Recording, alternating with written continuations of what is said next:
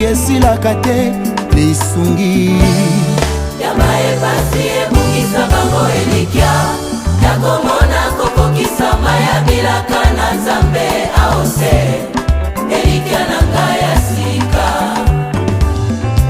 ngai nalikya lisusu ata miso moto eza komona te ngai nalikya lisusu ata kokokisama bilaka eumeli elikya na ngai ya sika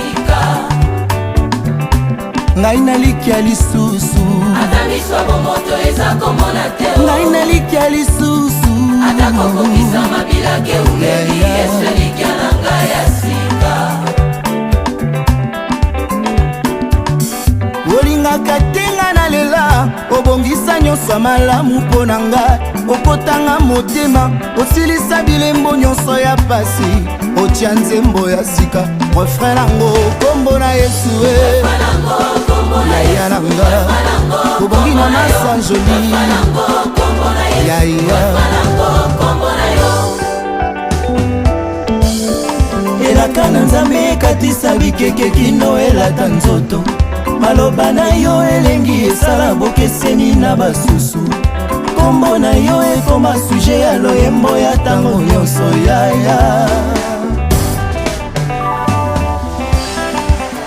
molimo akiti ye motema etondi na sai molimo akiti ye elike etondi motema